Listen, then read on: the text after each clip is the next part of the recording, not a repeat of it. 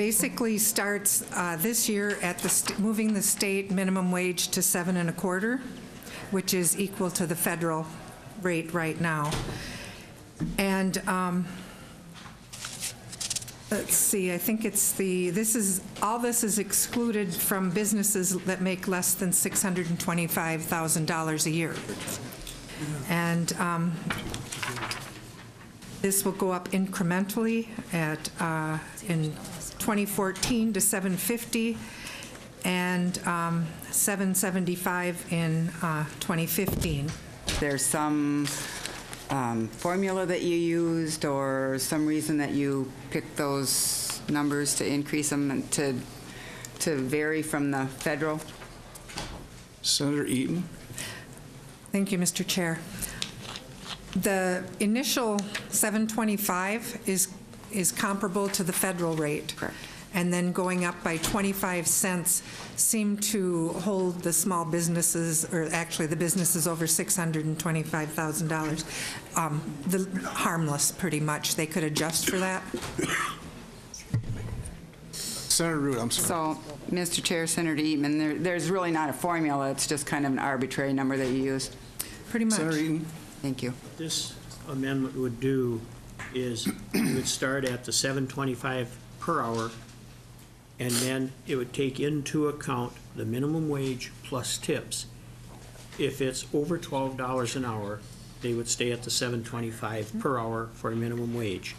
If it was under $12 an hour, as the minimum wage ratchets up in the bill from $7.25 to $7.50 or $7.75, they would receive that increase as long as the combination between the tips and the minimum wage was under $12 or under.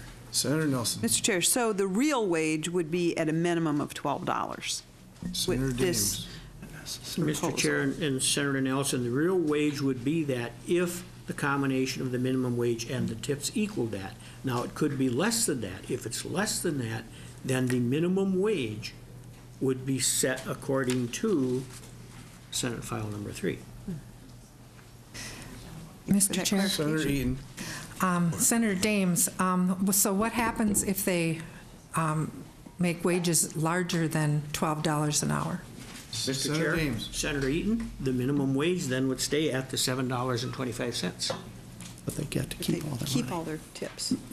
Mr. McElroy, would you But they help? would continue to keep the dollars that they earn. So let's say that the combination, excuse me, Mr. Senator Chair. Dames. Let's say that the combination was $7.20. They used $7.25 an hour, and tips were $7 an hour.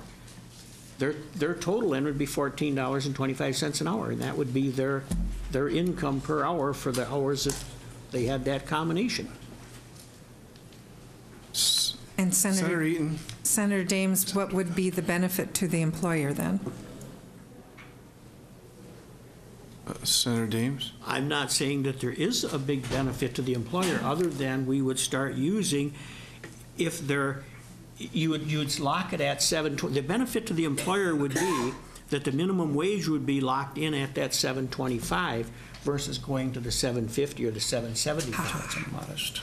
There it is. Senator Eaton. Well, Mr. Chair, Senator Dames. Chair, Senator Eaton, I have not been misrepresenting. So for you to sit there and say, there it is, like the sun just come out, Well, ma'am, I just I'm got sorry, it. but I haven't misled anything in this conversation. I've tried to explain it, and I'm sorry that you didn't follow it. But I'm not misleading anybody in my conversation and how this was going to work. So if this was an aha moment for you, I apologize, but I have not been misleading what I'm trying to accomplish here. I would have to continue to oppose this because the people who generally make the least amount of money would be denied the increases in the minimum wage.